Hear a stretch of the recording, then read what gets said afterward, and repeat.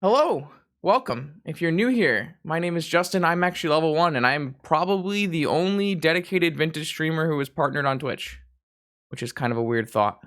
I'm also the Season 2 Vintage Magic Online champion, and I'll be playing in that Mox Magic Online Showcase event sometime early this year. So I play a lot of Vintage, and I want to try to help people who are coming into Vintage brand new for the Mana Traders January series event. I expect there to be a lot of new faces, a lot of people who are maybe Magic Online grinders or even Magic Online casual players, because it's a free to enter tournament, who'll be playing Vintage for the first time.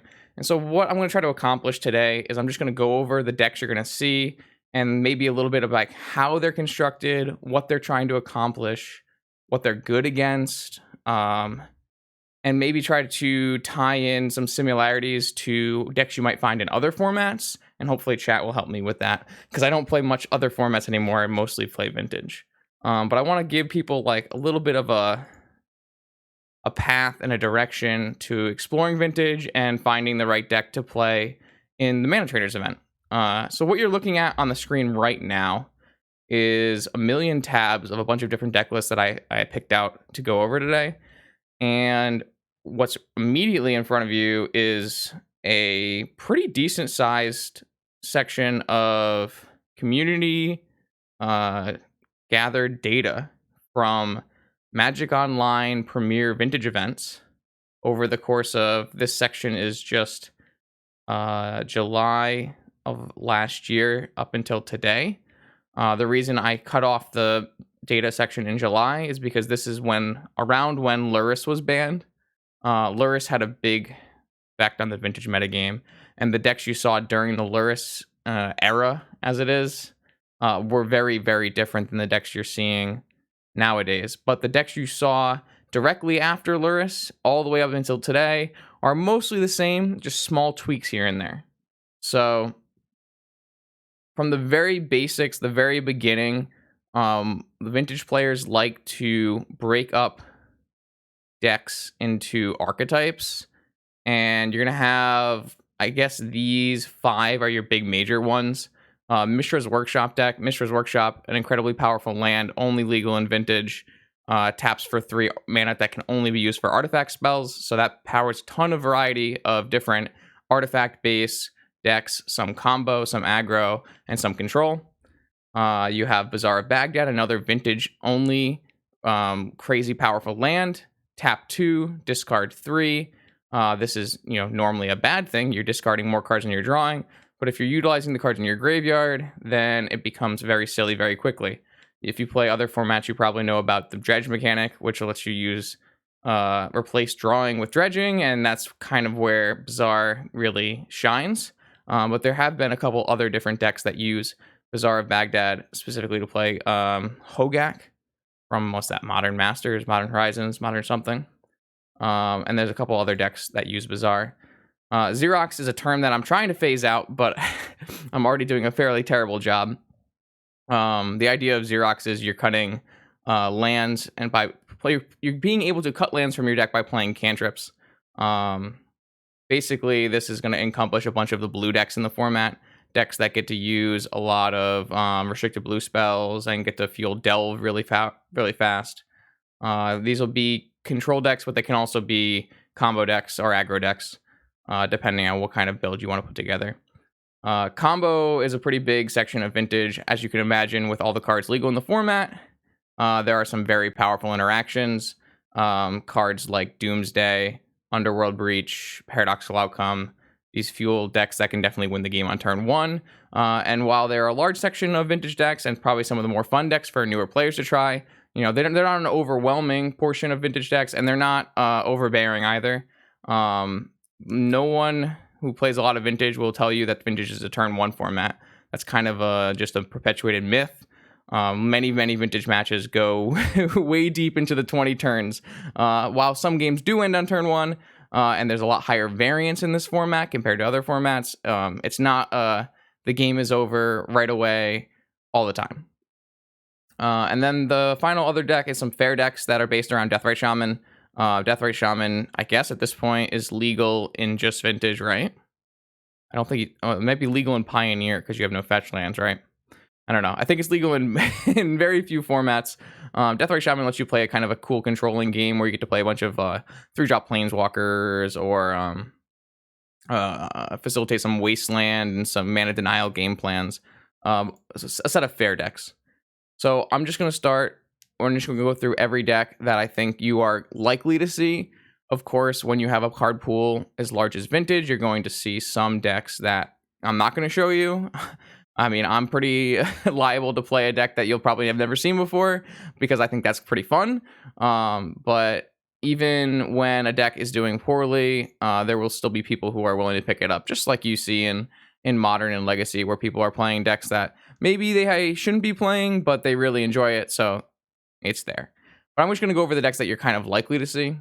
I basically almost went down directly from MTG Goldfish's order on like what's the most played deck. But then I broke it into the archetypes as you saw before. So like the first 1, 2, 3 decks will be fair decks. And then I'm going to go into combo decks. And then shops decks, Bazaar decks, and some other decks. So the very first deck I'm going to talk about right away is one of the most played decks in the format, which is Jeskai. Jeskai is your closest thing to a fair blue control deck. So I would probably draw parallels to Miracles in Legacy, or like just like classic Jason the Mind Sculptor control decks, or I don't know, Sphinx's Revelation style control decks. I don't know. I don't even think that's a thing in Modern anymore, but that's how long it's been since I played Modern. But basically, this is your fair blue deck. It is a little bit slanted towards the 2020 style of Dreadhorde Arcanist, where you're more you're less draw go and more focused on getting extreme value from your 1-drop spells. But basically your idea here is you are the best Ancestral Recall deck. You get to cast Ancestral Recall more than any other deck in Vintage. And how do you do that? You cast Ancestral Recall. You find Ancestral Recall with cards like Merchant Scroll or Mystical Tutor. And then even if it gets countered, we can cast it again. So you can flash it back with a Dreadhorde Arcanist. You can put it back on the top of your library with a Mystic Sanctuary. You can rebuy your Mystic Sanctuary by picking it up with a Gush, because it's an island, and then doing it all over again. And so you basically play a bunch of counter spells like Force of Will and Force of Negation that would normally be, cost you an extra card, but you make up that card disadvantage by drawing a million cards, basically. That's your whole goal. Your whole goal is to basically overwhelm your opponent in cards. You counter their main spells, you draw a bunch of cards, and eventually your opponent will die, most likely to a Monastery Mentor and an army of monks. But they're, it could just be Dreadhorde Arcanists, Lavinias, and Lightning Bolts. It really doesn't matter once you have, 7 cards in hand at all times. You're going to notice, like chat has pointed out, that this deck plays 4 main deck Pyroblast, and that's a pretty good indicator of what Vintage is about these days. Vintage is a very blue-heavy format. So your fair decks are going to be blue. Most of your combo decks are going to be blue. However, large portions of them will not be blue, like all the Mishra's Workshop decks and the Bazaar decks. But even the Bazaar decks will play counter spells that are blue, so you get some carryover there. So 4 main deck Pyroblast to play, a kind of blue versus blue game. This is, if you saw this in another format, people would probably be saying, man, this format is a little inbred, right? There's a little too much blue going on, but in Vintage, it's just kind of how it is these days. You get to play some powerful Planeswalkers. Dak Vaden is one that you don't typically see in other formats. The reason you see it in this format is because its minus ability, gain control of target artifact, is quite good. Everyone is playing the Power 9, so they're playing Moxen. And then there are decks that are completely dedicated to artifacts where you can steal their creatures or their sphere effects or their Crucible of Worlds or even a Bolas' Citadel. So Dak Vaden has a lot of utility. The other thing it lets you do is it lets you discard your Pyroblast. So say you end up versus a Shops deck, you discard the Pyroblast because it obviously it has no targets if your opponent doesn't have any blue spells. Everything has some sort of utility. Because you are that kind of the deck that's drawing the most cards and filtering with Dak, you get to play like one Shattering Spree in your main deck, some Swords to Plowshares, maybe a Daze, and these are only going to be good sometimes, but when they are good, they are very good. If you look at some of the restricted spells, I definitely recommend taking a look at the restricted list in Vintage, seeing what cards are too good to be played in multiples. Looking through this list, you obviously have your Power 9, but you also have Monastery Mentor. This card was way too good to be played as more than one of. When you start to think of how your 0 mana spells are triggering your Mentor, and you can cast multiple cantrips every turn, this card gets out of hand very quickly. Narset, kind of, you might be able to see it in other formats where it's doing really powerful things. In Vintage, everyone's drawing cards. Almost everyone is drawing cards. So being able to just naturally stop your opponent from drawing more cards, and while still looking for your relevant non-creature spells with the -2, really, really strong in Vintage. That got restricted. Must be last year sometime, or maybe the year before that. So then you have some other things like Brainstorm, Cataxian Probe, Mental Misstep, Ponder. The more powerful cantrips are restricted, whereas Preordain is not. Preordain is the most powerful unrestricted cantrip. Merchant Scroll is restricted because it finds your your Gush and your Ancestral and your Dig Through Time. I guess it's a good point to talk about. You are playing one Dig Through Time and one Treasure Cruise. Both of these Delve spells from cons are restricted. Your graveyard gets full really quickly, and I've seen turn 1 Dig Through Times. So totally crazy in this format, and you have to be aware of how many cards your opponent is putting in their yard. This deck does have some tug and pull in the graveyard.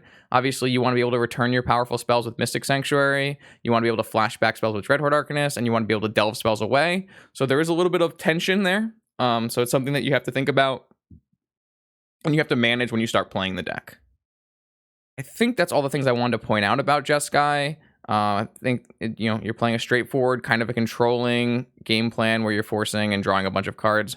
Let's just take a look at chat and see if chat has any other good things to point out. Definitely a bunch of powerful wizards in here. If you have a Dak and a Narset, you can target them and make them discard. Totally true. Yeah, card advantage and interaction. Oh, that's a good parallel. Pokepile and Legacy is a pretty close. Rug Delver is kind of close, but not really to the same amount of drawing, I would say. I would say you can find some parallels with those kind of Rug Delver style decks. But this is truly the control deck of Vintage. So if you are looking to play something quote unquote fair, this is probably your choice. Maybe a couple of these other decks that I'm about to highlight might be more to your liking, depending on how you like to play your controlling deck. But this is the one I think of when I think of blue control. Main deck Lavinia is not entirely necessary, but you're one of the better Lavinia decks, so it definitely helps narrow down the amount of spells your opponents can cast. It's debatable how good Lavinia is in the current metagame. It does some powerful things, but it's also a blue spell that dies to Pyroblast, so it goes back and forth. I don't want to delve too much into the metagame state of these decks. Any deck that I'm highlighting here is a reasonably powerful deck that can win a tournament. I'm not going to show you any decks tonight that are not powerful enough, or I wouldn't recommend going anywhere near. So this deck pretty good against artifact decks using its Shattering Sprees, but pretty bad against Bazaar of Baghdad decks, requiring numerous cards in the sideboard to bring in for Bazaar of Baghdad style decks. And then it plays decently against the other blue decks because you're on 4 Pyroblast and a bunch of counter spells. So this deck, it's about drawing cards. You need to make sure you find your Ancestral and you're drawing cards and you're getting incremental advantages, or else your Force of Wills pitching extra cards will catch up to you. You want to obviously try to avoid Bazaar decks whenever possible and make sure that you're prepared post board with sometimes as many as 10 cards in your sideboard for Bazaar. It's kind of hard. You should be wary of your fetching. Your fetches can come back to haunt you. You have one basic, and there are definitely wasteland decks in this format. Something to keep in mind. So you just need to be careful. You do need, like, you know, blue red, blue white, red. Shattering Spree requires multiple red. Hardcast Negation multiple blue. So you got to keep in mind these things. The best way to learn about that is to either watch someone play the deck or to just play leagues with by yourself and just keep that kind of thing in mind. I'm personally not a very good Jeskai player. I don't have very many videos I can show you about how to play Jeskai. I know that Amir does. I don't know where those are located. If Amir wants to link that in chat, feel free. Amir plays Jeskai at a pretty high level. So if Amir has a link to any of his videos, that would probably be pretty good. But I'm going to just keep moving on, because if I keep talking forever, the video, I'm going to lose my voice. So that was Jeskai. We have a couple other fair blue decks. This one is a different kind of fair blue deck that plays rug colors. So what you're immediately going to see in a difference from this deck is you're losing Lavinia, Mentor, Swords to Plowshares, and some sideboard hate. But what you're gaining is Collector Oof, Tarmogoyf, Renin 6, Oko, and some different kind of hate in the sideboard with, like, Veil of Summer. And what this deck does in comparison to this deck is it's still a Dreadhorde Arcanist deck. It's still an Ancestral Recall deck. It's still going to play counter spells and Pyroblast and Preordains and blue hate spells. But basically, you get to play a little bit of a different game plan with your splash color. You get to play a little bit of a restrictive Wasteland Strip Mine plan. With Renin 6, you can maybe fix your mana a little bit with Renin 6, though it's kind of a hard spell to cast when you are looking, to play an island deck. But being able to have Wastelands and Strip Mines in your main deck is really powerful, especially when you're playing against lands like Bazaar of Baghdad and Mishra's Workshop. So this card is quite powerful, enough so that basically I would say Renin 6 is the main reason to be playing a rug/teamer style deck. Oko is good, but not as good as it is in other formats. And the main reason it's not as good in other format as it is in other formats is Vintage is a little bit less permanent based, a little more spell based, and people are playing those 3 to 4 main deck Pyroblast, which are just one-off, one mana answers to Oko. So while you will have a couple Okos, some floating around in these kind of lists, it's not the scary boogeyman. Excuse me, that it is in other formats. Collector Oof can be a pretty main deckable card in Vintage. Like I said, there's the Mishra's Workshop deck, which is entirely an artifact-based deck. And there are some combo decks that really rely on the mana produced by Moxes and Black Lotus, and you don't really care too much about your Mox and mana or your Black Lotus in these teamer-style decks. So it's basically a one-sided Hatebear that can be pretty powerful depending on which matchup you're playing.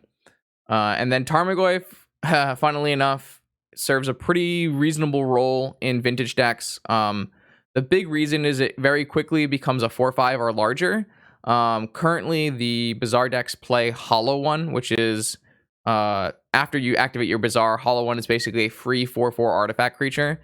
And this Tarmogoyf can block that for basically ever, which is like a very strong, very narrow thing, but it is very effective. Obviously, Tarmogoyf can be a pretty fast clock, a pretty decent beater once you start getting your deck going. So it fills that kind of beatdown role as well. But yeah, the main upside you have in your rug deck as compared to your Jeskai deck is you have Wastelands and Strip Mines and Renin 6, which lets you play a mana denial plan or interact with other players' lands. This doesn't go as heavily into the mana denial plan as the next deck that I will show you. But this is basically somewhere between Jeskai and the next deck I'm going to show you, which will be Bug. I don't really think there's anything else super specific inside of this list. It's going to follow a lot of the same principles you saw in the Jeskai list, where you're playing all your restricted blue cards. You're playing Gush, you're playing Mystic Sanctuary, you're playing your Delve spells. So it's like I said, I think a lot of these fair blue decks will end up being fairly similar, but you just get to use your splash color to direct your deck at a different subsection of the metagame. So whereas this deck has a problem with Bazaar of Baghdad decks, this deck does a little bit better versus those kind of decks. Veil of Summer isn't a huge deal in Vintage. There's not a very large amount of really strong green decks, so you don't really like. Even though this deck is strong, this deck is played. Jeskai's played much more than Temur is played. So Veil of Summer isn't usually a consideration that I give when I think about how I'm playing against a deck. A lot of times, Veil of Summer will be a one-of gotcha in the sideboard. So, but yeah. So Ren can have less lands, but you still probably want to play 6. Basically, this deck still plays the same number of lands as Jeskai, but you get to play 3 additional spell lands, which are your Strip Mines and your Wastelands. Ren and 6 is like hard enough to cast, where I think you still need like all of these colors and 16 lands and fetches, and you still want to have enough islands where you can Mystic Sanctuary. I think the key number that I've been landing on for Mystic Sanctuary is 15 lands with 6 of them being fetchable islands or something around there. So you have to make sure you have enough lands to not be not to be too weak to Wasteland, and still be able to activate your Mystic Sanctuary, because this is your great late game insurance. When everybody else is top decking, all of your top decks are alive because your lands all fetch for Ancestral Recall because you've probably already cast it. And that's like the big upside to playing these blue cantrip style decks. To go even more mana heavy, you would switch out the red and you would play this bug deck. This is one of the more fair decks in Vintage. Basically, you're using Deathrite Shaman to make your mana denial plan of 4 Wasteland, 1 Strip Mine, 4 Assassin's Trophy a lot easier, and you're also using it to cast 3 mana spells, which are kind of hard sometimes to cast early in Vintage, because you are getting mana denied, you're getting forced. You don't want to have that many mana sources in your deck. So basically, you're using your Deathrite Shaman in combination with Wasteland, Strip Mine, Assassin's Trophy to play a more fair mana restricting style of a control deck. You're somewhere between a mid-range deck and a control deck. You can, of course, play less Wastelands and go into more of a Mystic Sanctuary and go more into the controlling deck, or you can keep with the 4 Wasteland, 1 Strip Mine and go into more of a mana denial mid-range deck. So you get to play a really powerful card in Bug. You get to play Leovold. Leovold is like Narset, but it's really hard to cast, so it's not, and it's also a creature, so it can get removed via creature spells. So it's a little bit more fair than an Narset, but obviously still very, very strong when it's in play. As I mentioned before, every deck in Vintage is drawing cards, so having a permanent that stops your opponent from drawing cards is really, really strong. You're playing Collector Roof and Tarmogoyf for the same reasons that you're playing them in Temur, where this is just your most efficient beater that blocks and attacks. This is locking down a huge section of the metagame, stopping their Moxen, stopping their Ravager, Arcbound Ravagers, those kind of things. You'll sometimes see multiple Okos in this deck. This is probably your best Oko deck. Really gets to utilize Oko's transformability to its fullest, at least targeting other players' permanents. And then for green in this deck, obviously Assassin's Trophy is the big draw. People play Assassin's Trophy over cards like Abrupt Decay because Assassin's Trophy can target lands. Most of all the Vintage decks I've showed you so far have played 1 basic land. Some decks play 0 basic lands. 2 is usually like the very high end of the normal decks that for like a number of basic lands. So if you are just wastelanding your opponent, you find a Strip Mine, you Strip Mine their basic. All of a sudden, Assassin's Trophy just has no drawback, and you're just killing with permanents for a black and a green. So it's really, really powerful, especially because people are playing an extremely low number of basic lands. You also get access to Force of Vigor in this deck because you're playing a large number of green creatures with your Deathrite Shaman. Force of Vigor is one of the great stopgaps of the format. It's really good at stopping unfair things from happening to you. If your opponent's playing an entirely artifact-based deck, you're getting a really solid 0 mana 2 for 2. So, that's what I think that's about it to say about this deck. It's fair. It restricts opponent's mana. What would you guys say this deck is like in other formats? Are there similar decks? Death and Taxes. Interesting. I think it is pretty similar to the old school, like Deathrite Shaman Delver decks, or not even Deathrite Shaman Delver decks, like just like the Bug Delver, not the Bug Delver, but the Deathrite Shaman like Leovold decks. Bug Zenith in Legacy, sure.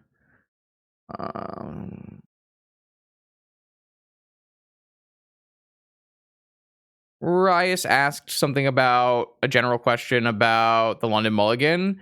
And I would say mulliganing in Vintage is quite powerful, especially when like having an Ancestral Recall or a Tinker in your hand is really going to improve your chances of winning the game. So I am definitely more interested in mulliganing compared to other formats. I think that's the question you wanted to ask.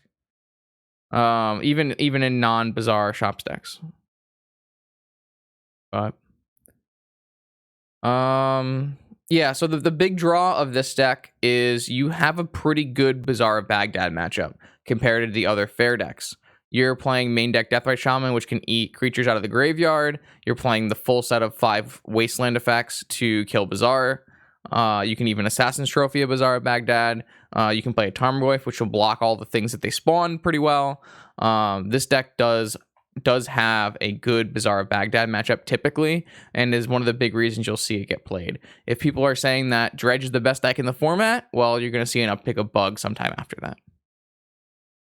And just in case you want to get a little spicy with your Bug list, you were like, not enough colors. The other way you can play fair deck in Vintage is you can play 4-color Deathrite Shaman. And by doing so, by adding a 4th color, obviously you're making your mana base very sketch. You're going to increase the number of games you lose due to getting wastelanded, or you're getting your Deathrite Shaman lightning bolted or something. But what you do is you get to power up your spells. You get to play those Pyroblasts that you were missing before in your Bug deck. You get to play Wrenn and 6 to help fix some mana and do wasteland locks. And you get to play Dak Fade to get rid of cards that weren't as good in the matchup. Which you don't really have in Bug. You don't really have that same kind of card selection as you do in the other blue-red based fair decks. So this gives you the best of everything while opening you up a little bit on this side. You can build this deck in a lot of different ways. You can probably play some Dreadhorde Arcanist in this deck if you wanted. It all depends on the pilot and like what exactly you want from this kind of deck.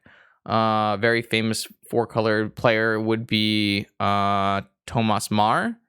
When he was playing a lot of Vintage, he would basically always be on some kind of 4-color Deathrite deck, and always did very well with it. It's a very you have to be very precise with what you're doing and what you're fetching and when you're casting spells, but obviously you can be rewarded pretty heavily for playing a solid fair game. When I saw some people talking about how does this deck fare, how does Jeskai fare against Bug? Typically your Jeskai deck is going to be favored versus your Bug deck, and the reason being is the Jeskai deck plays 4 Swords to Plowshares, and the Sultai deck really has to win via creatures. It doesn't have as good of draw engines, as good planeswalkers, that kind of thing, as the Jeskai deck. So Thomas Mar is Svaka, yes. Yeah.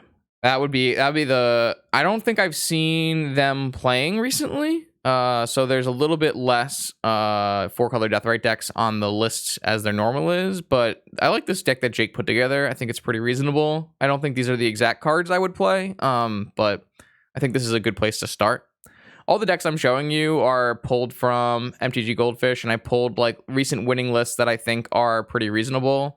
I think this is a very stock Jeskai list, a good place to start from.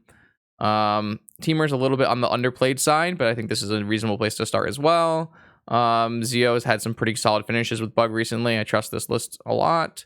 And I do think I like this list from Jacob. So those are like your 4 main blue fair decks. You can play other kinds of fair decks, like creature-based fair decks and artifact-based fair decks, but these are your blue fair decks. These are somewhere between control, tempo, and mid-range, depending on which ones you're choosing and how you play them out. But these are basically your fair and controlling choices.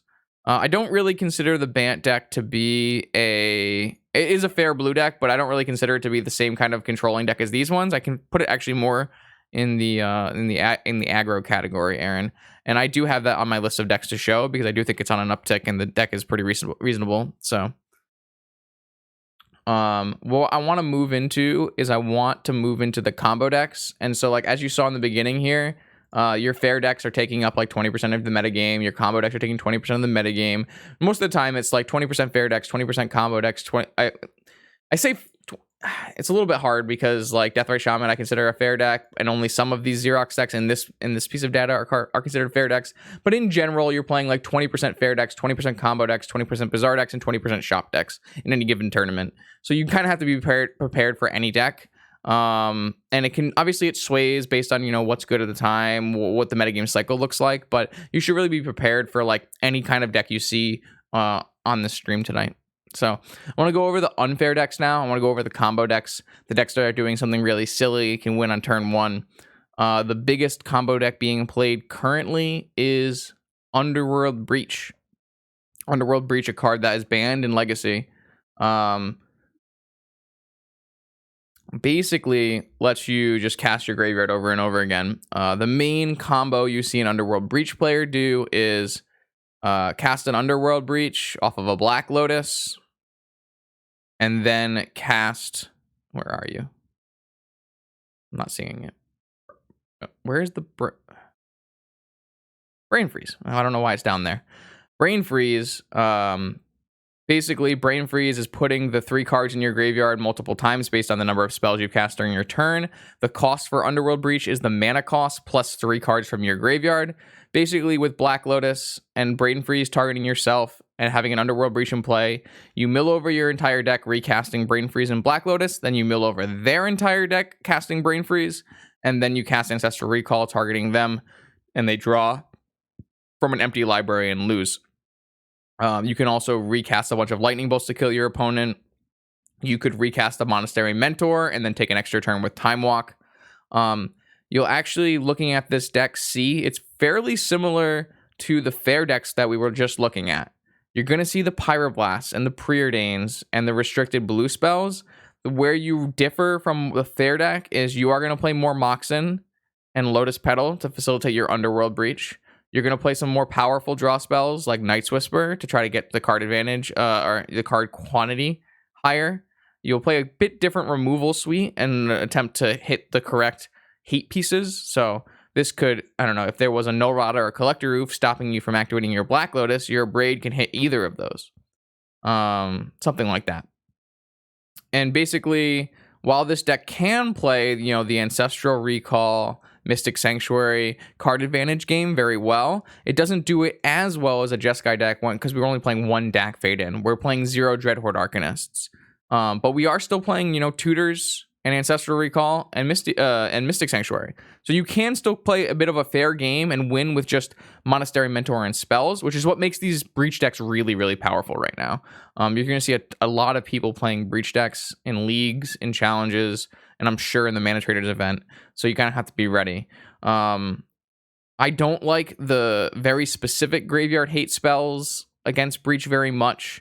The one I do like a lot is Leyline in the Void. I think Leyline in the Void is quite good against Breach. You've seen some people even main decking Leyline in the Voids in some of their decks that fit that kind of style to slow down these Bazaar of Baghdad decks and these Breach decks. Stopping the Mystic Sanctuary interaction or the recasting of spells is pretty reasonable. But in general, this deck can win on turn 1. It plays very well with Demonic Tutor.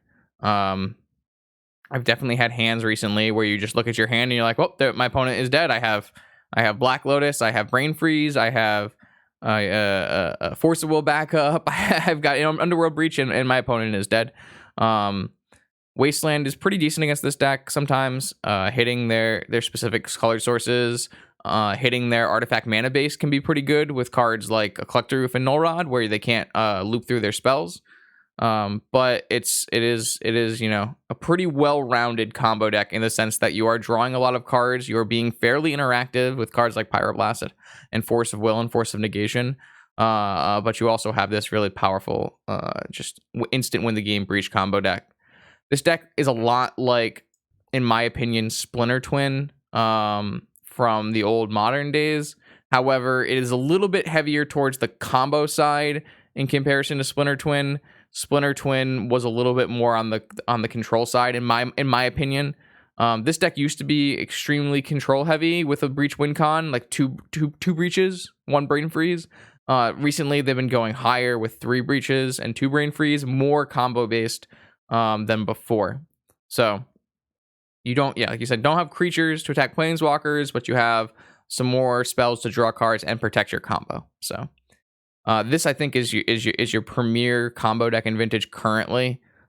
Some of the other ones that I'm going to talk to you about have fallen along the wayside in comparison. However, it is exploitable, as chat has said. There are ways to combat it, and you gotta be aware of what those are. I don't know. People will disagree on which spells are the best versus them, but I think in general, I really like Leyline of the Void. They don't really have that many ways to deal with the Leyline of the Void in the main deck. Most of the time, they're going to try to win through that fair mentor plan, or just killing them really fast can be pretty good as well. There's a bunch of different things. Attacking them on their mana can sometimes be helpful, especially if you can lock down their Moxen. I would say cards like Surgical Extraction are not good. Cards like Ravenous Trap are like situationally good. So you have to be very particular about what you're bringing in. You might want to test it out though. Maybe you should play a couple of games versus Breach where you bring in Surgical Extraction and try to get the feel for why this card might not be good. So it's kind of a test and feel thing. It's a little hard to explain, like, why is this one graveyard spell not good against this deck, but this other graveyard spell is. You have to feel it out for yourself, I think. I do expect this to be a heavily played game, up deck, and something you should be very aware of is how people win with Underworld Breach, which is most of the time Black Lotus and Brain Freeze targeting themselves.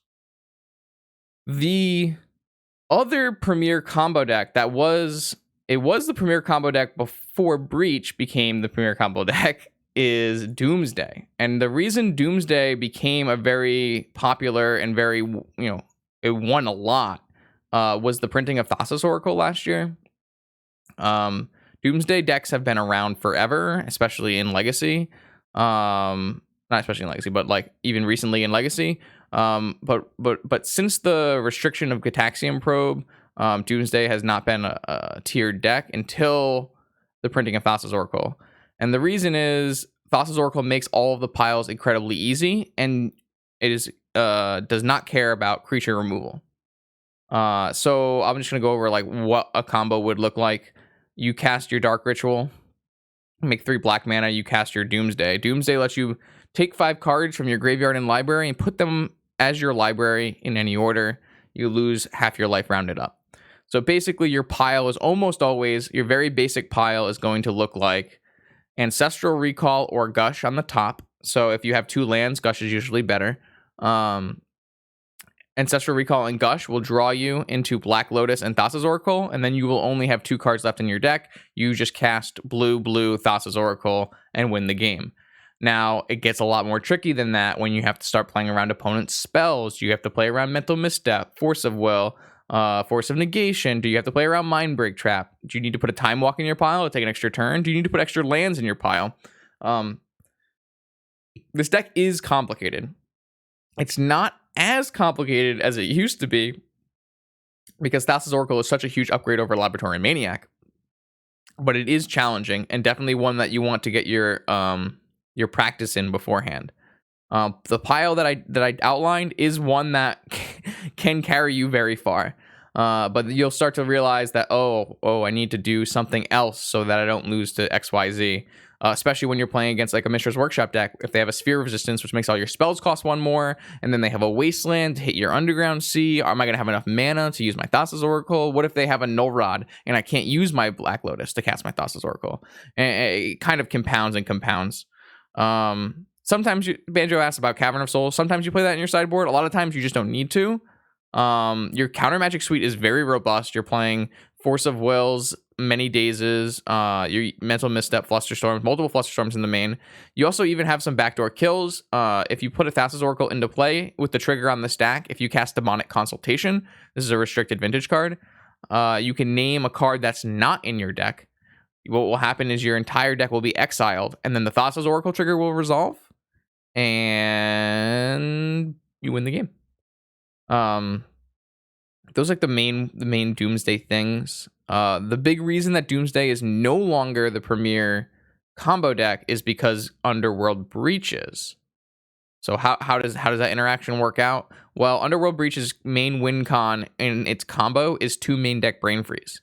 If my opponent makes their deck 5 cards, all they need to do is cast 1 spell, and my Brain Freeze with 2 copies will mill out my opponent. So say my Doomsday resolves, and I cast Ancestral Recall targeting myself, and my opponent casts Brain Freeze targeting me, mills over all of the cards in my library, and then I try to draw with my Ancestral Recall, and I lose the game.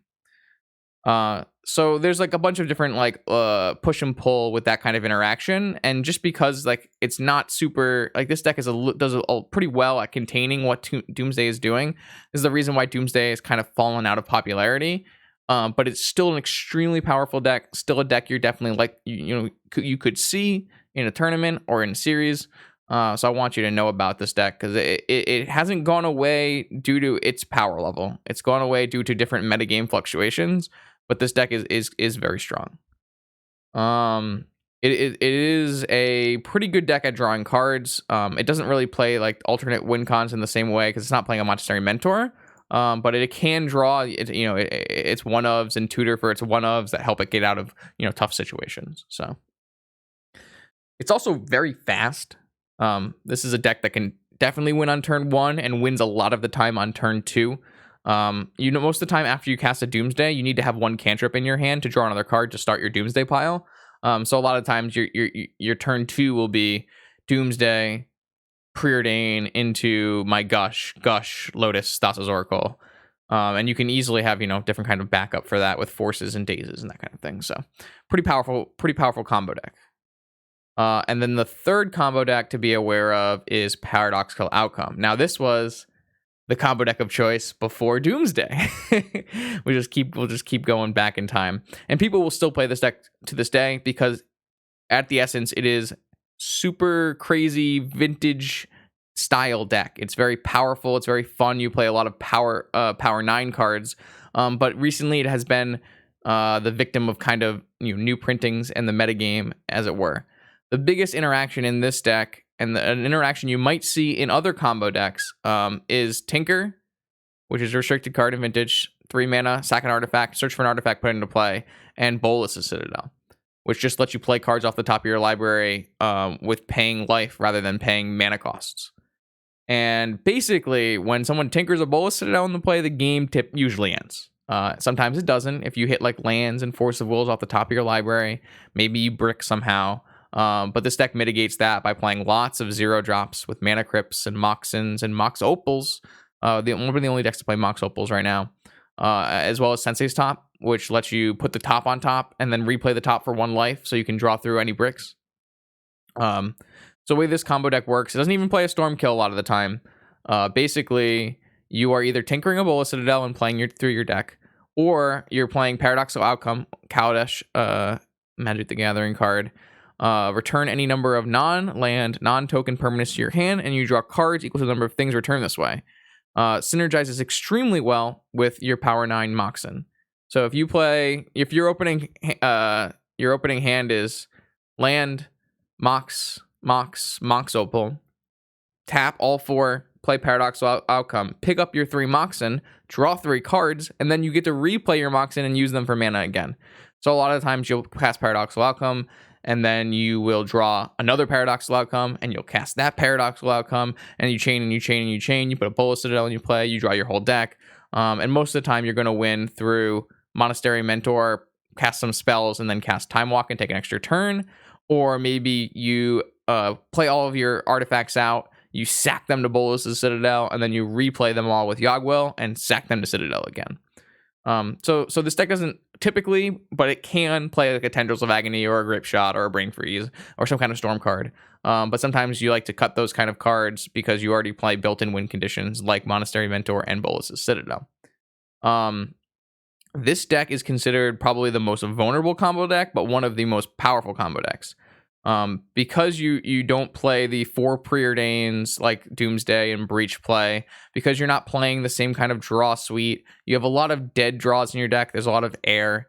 You have a lot of Moxen. So like you're not even that many lands. You're only 3 lands less than a Doomsday deck or not a Doomsday deck, I guess, like a Underworld Breach deck. But you are playing all of these Moxins, so if those aren't good draws at the time, then you can brick a lot. The upside, obviously, is that you're playing a bunch of Moxins, so your turn ones can be super strong. This is definitely a deck that can win on turn one through either Tinker or Paradoxical Outcome, which is like a really appealing thing to many players. Playing an extremely powerful deck is super, it's a very vintage thing, something that people want to do. So you'll still people play Paradoxical Outcome to this day, even if it's not the strongest deck at the time. The reason it's not a strong deck at the time would be something like people are playing for Pyroblasts in the main. A lot of your threats in this deck, Paradoxical Outcome and Tinker being the main ones, are blue spells that get countered for 1 red. A lot of people are playing Flusterstorms, which is also very good against you. People are playing Collector Oofs and Force of Vigors, which are very, very good against you. And so the combination of what people are playing in the main decks makes it so Paradoxical Outcome has a hard time doing its thing. If you go look back at this Jeskai deck, Lavinia is stopping you from playing Moxins over again. Pyroblast is stopping you from playing all of your blue spells. Dak Faded is stealing your artifacts. Shattering Spree is rolling up your artifacts. This player's even playing Mindbreak Traps in the main deck. You're a combo deck that wants to play, 30 spells on a turn. Mindbreak Trap is very, very good against you. So Paradoxical Outcome is more of it leans toward the Belcher side of things, where you are an extremely powerful combo deck. It's a little vulnerable, but the good thing is you are still a Force of Will deck, so you do have some decent interaction to prolong the game and execute your combo. If you want to see Paradoxical Outcome, you can check out my channel. It has tons and tons of videos of Paradoxical Outcome. That's my main. Is my main deck. Something I have a lot of experience playing. Something I won the Season 2 championship with. So if you want to go check that out on my YouTube channel, if you're already watching this on YouTube, then just check out. Just go back to the main page. I spelled that wrong. Just go back to the main page and check out the different playlists. But yeah, it just has a hard time grinding. It wants to do powerful things quickly, and it's just a little bit falling out of favor. Like, you will still see it. People will still play it. It's still strong. Don't get me wrong. A PO deck could totally win the Mana Trader event. It's a little weak. It's a little not weak. It's a little vulnerable. I keep saying it's strong but vulnerable. It's not strong and weak. That doesn't really work. We're almost to Shop Slasher.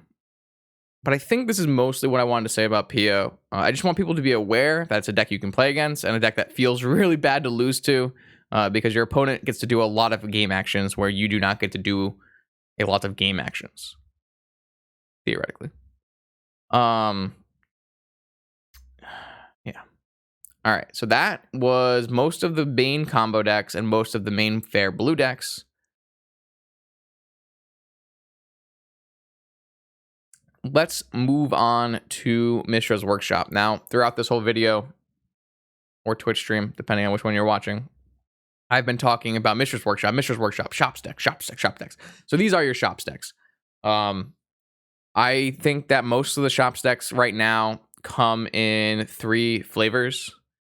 You have decks that are trying to prison your opponent out of the game, using cards like Sphere of Resistance, where spells cost 1 more, and Wastelands to get rid of their lands. You have ones that are trying to aggro your opponent out, and you have ones that are trying to combo your opponent out. So the first one I'm showing in front of me is a typical Golos Stax deck. This is a Golos prison deck. It's your controlling version of Workshop.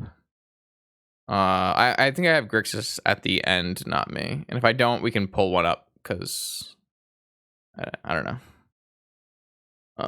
This deck, obviously the main feature card is Mishra's Workshop. This is an extremely powerful land that you're basically only playing here in Vintage. And it's going to let you power out artifacts that you would normally not be able to power out fast enough to be effective. And those artifacts include Crucible of Worlds, Sphere of Resistance, which makes spells cost more, Thorn makes spells cost more, Golos, which lets you find your key lands, like Golos finding Strip Mine can destroy any land. Golos finding Academy can give you tons of mana.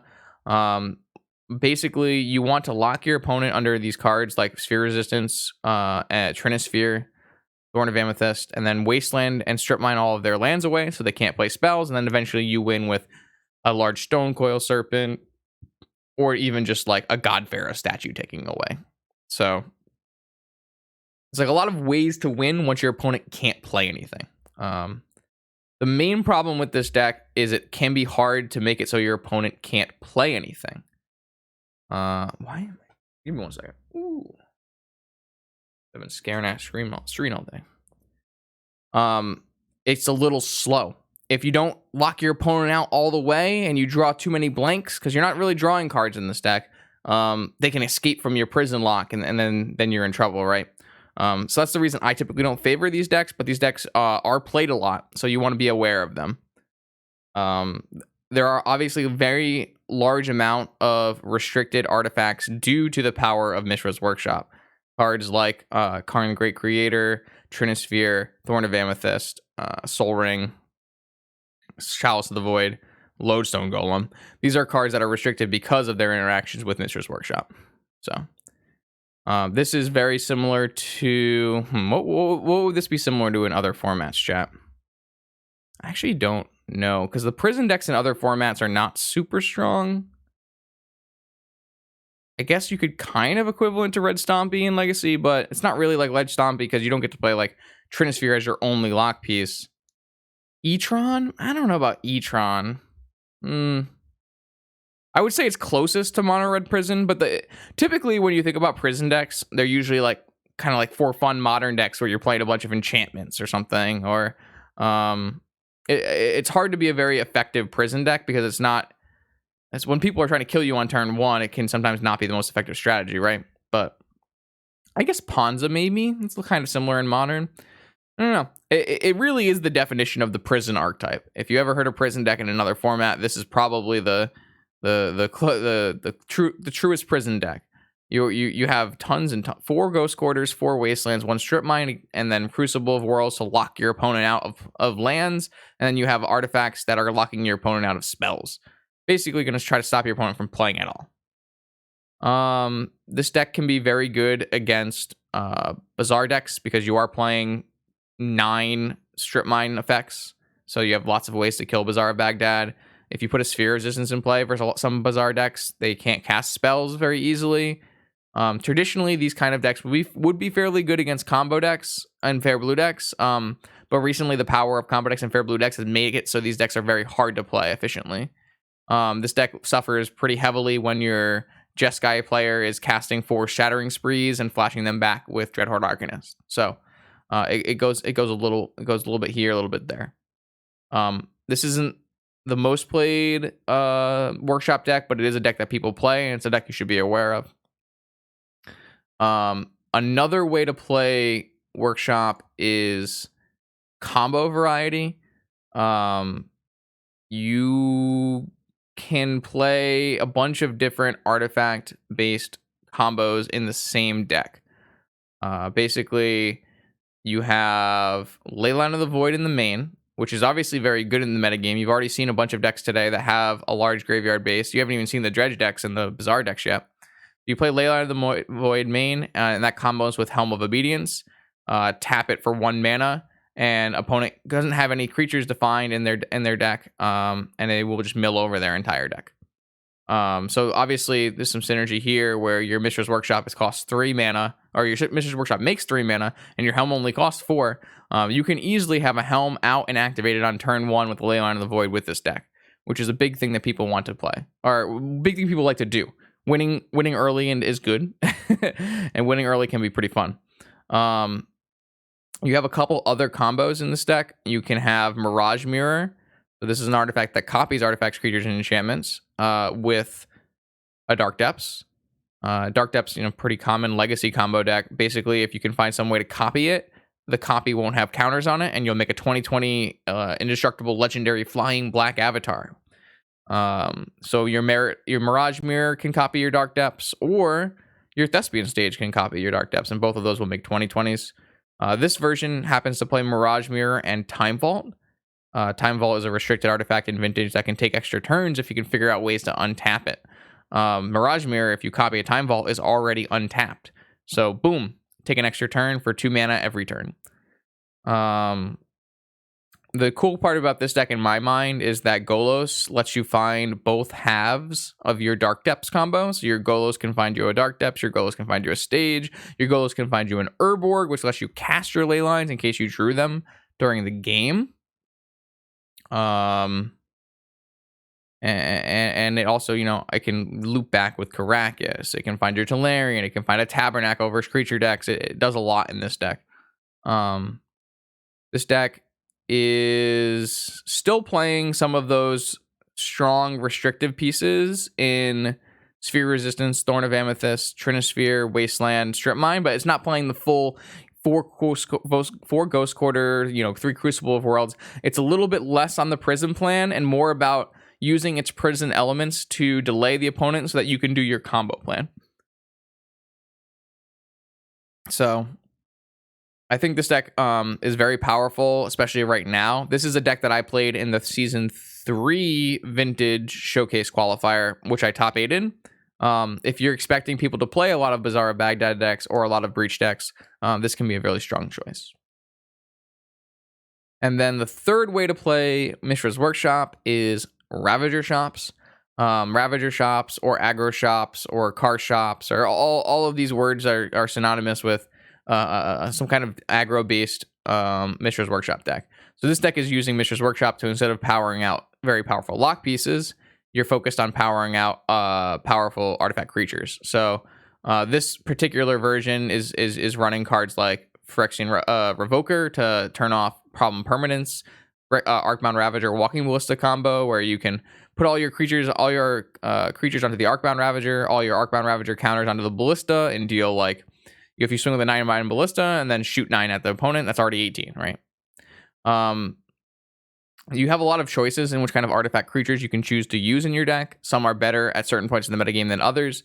This player, for instance, is choosing to run Steel Overseers to make your creatures bigger, Chief of the Foundry to make your creatures bigger, Foundry Inspector makes your creatures cost less, and even beep Car Shops with Fleetwheel Cruiser to be a big, fast, hasty attacker, take out a Planeswalker, take out a player before they even know it. Your Mishra's Workshop aggro decks are still going to run Strip Mines and Wastelands. They're still going to run the full set of Moxen and the restrictive artifact pieces with Sphere, Thorn, and Trinisphere, because that's like, so this is basically the strongest thing you can do with your Mishra's Workshop. However, instead of trying to find a combo or to lock your opponent out of spells, your restrictive artifact pieces here are just trying to buy you enough time to attack with your creatures. Yeah, this one falls in and out of favor depending on the metagame. Recently, there's been a large uptick in Ravager Shops, but sometimes it can suffer from being not as powerful as it used to be. A lot of its key pieces have been restricted over time. Thorn of Amethyst used to be a 4 of. Lodestone Golem used to be a 4 of. A lot of its key pieces have been restricted over time, and so the deck is a lot weaker, while the blue decks have just been getting stronger and stronger. We talked about before how Shattering Spree is very effective against Workshop decks, and that is definitely the case here. 1 or 2 resolved Shattering Sprees will basically end the game. So if your opponent is casting a Shattering Spree and then flashing it back with the Dreadhorde Arcanist, you're in for a very, very bad time. The upside is, of course, this deck is very fast. You can do some pretty powerful things with the artifact synergies you do have, and the lock pieces that you do still have are very strong. Lodestone Golem on turn 1 or Trinisphere on turn 1 will help you win a lot of games of Magic. If your opponent does not have a Force of Will and you start with Mishra's Workshop Trinisphere, your opponent is not playing any spells until turn 3, while you have a land that taps for 3 and you can start playing your creatures. That is a very high upside. So there's definitely reasons to want to be playing Workshops decks. This is like one of the stronger aggro decks in the format. If you want to play an attacking deck, if you want to turn creatures sideways, this might be the deck for you. And now we get to the other broken land of Vintage. Bazaar of Baghdad, Canister's favorite land. The very first deck I want to show you is the Bazaar of Baghdad deck, the one it's very well known for, and that's Dredge. As we talked about earlier, Bazaar of Baghdad lets you draw 2, but you have to discard at the cost of discarding 3. You mitigate that by having the cards you put into your yard do things by being in your yard. The big ones are like Golgari Grave Troll, which is Dredge 6. So instead of drawing 1, you're drawing 6, but you're using your graveyard as your hand. You have a lot of powerful interactions in this deck. You are returning Icarids on your upkeeps. You are returning Narcomoebas when you mill them over with Dredge. These will return the prize amalgams. You're basically making a zombie horde with your Necromancer powers. The coolest part, I think, about this Dredge deck is you have some of the most counterspells and interaction of any deck in the format. You don't play other lands, or sometimes you don't play other lands depending on your build. So you have a lot more room to be playing cards like Force of Will, Force of Negation, Mindbreak Trap, Force of Vigor. These kind of free counterspells. You'll hear a lot of paper boomers call this kind of deck pitch dredge, where you're pitching cards instead of paying mana costs. There are definitely different ways you can build this deck. If you want to see a high-level Dredge pilot, you can go and watch Canister's videos on his YouTube channel. I don't play a lot of Dredge. I'm not a very good Dredge player, so I don't really have any resources from my channel that you can watch, but I watched a bunch of the games from Canister's, what was that? Vintage Showcase event, and I thought there was some pretty interesting lines in those matches, and you can definitely learn from them. This is a very far on the unfair access of things. This is, you're basically not paying mana for spells, which is obviously breaking a lot of the rules of Magic the Gathering that people are normally playing by. You're playing hollow ones for free because you've discarded 3 cards off of your Bazaar of Baghdad. You're playing Cabal Therapy from your yard for free to take cards out of your hand. You're sacking your creatures to Cabal Therapy, which is making zombies for your Bridge from Below. You're milling over Creeping Chills, and then you have an uncounterable, what's that, Lightning Helix almost? It's not target, so it's not really a Lightning Helix, but you're dealing 3 and gaining 3. This is one of the decks that people recommend people who are getting into the format. I don't know why that is, because the deck, I think, is very counterintuitive to how normal people play Magic the Gathering. But the upside is this deck is very, very powerful. It's one of the strongest decks in Vintage right now, and if you can take the time to learn how the different cards interact with each other, learn when you're supposed to be activating your Bazaar of Baghdad, what cards you're supposed to be dredging at what times, if you take the time to learn those kind of things by watching someone who's played the deck before, you can get a lot of mileage from the deck. So the main, Beerish brings up a great point. The main challenge of this deck is learning how to play sideboarded games versus lots of interaction. As we noted in the Jeskai section, Jeskai wants to bring in 10 cards against you. So you need to learn how to play against each of those pieces of interaction. And in each of those pieces of interaction, you play against differently, right? You're going to play around a Ravenous Trap in a different way than you're going to play around a Containment Priest or a Soul Guide Lantern. Or a Surgical Extraction, or a Wasteland, or a Tabernacle. All of those different pieces are good against your deck, but they're good against your deck in different ways. So you kind of need to learn how you want to play against those kind of cards. And like I said before, the best resource is to find someone who understands the deck better than you and learn from them. I don't know if there's much more I want to say about Dredge. What else, chat? I think Dredge is totally learnable in a week or so. Like, I think you can totally grasp all the things you need to grasp to have a high floor in the time before you play any Mana Traders matches. So it's not super crazy hard. Once you know when to activate Bazaar of Baghdad, the actions start to become simple and repetitive. But it's the learning to play against the interactive pieces in the post board games that really are where you start to gain advantages. Something of note, I guess, that is important if you are not you are a new Vintage player, is this deck is a mulligan to Bazaar of Baghdad deck. You need a Bazaar of Baghdad in your opening hand to play the game. If you do not have a Bazaar of Baghdad in your opening hand, you need to mulligan. To make that dream a reality, you're playing 4 Serum Powder, which can let you do like a fake mulligan per se. And then you also have the power of the London mulligan. You are basically going to have a Bazaar of Baghdad if you mulligan to it in 99% of your games. That is what the math is at these days. With London mulligan and a Serum Powder, and you mulliganing to a Bazaar of Baghdad, you are going to find it in 99% of games. So that is obviously a very important part to learning how to play Bazaar, learning how to play Dredge. Now, not all Bazaar of Baghdad decks are a mulligan to Bazaar deck. The next deck I want to show you is one that you do not have to have a Bazaar of Baghdad in your opening hand to make it work. Welcome everyone from Devin's stream. We're 3/4 the way through all of the vintage decks in the format. If you're interested in playing in the Mana Traders event coming up, well, now it's starting now. If you're interested in learning vintage for the Mana Traders event, I'm basically going through all the decks in the format, how they play, what they do, how they interact, what those cards do. If you missed some of the earlier decks, I'm going to put this entire video on my YouTube channel. The link for that is down below as well. As I was saying before the crew joined, is that this is a Bazaar of Baghdad deck that does not need to mulligan to Bazaar of Baghdad. This is almost an aggro or an aggro prison style deck. So unlike Dredge, you are playing lands that produce mana so that you can cast creature spells. This deck is extremely similar to the Hogaak deck you'll find in Legacy.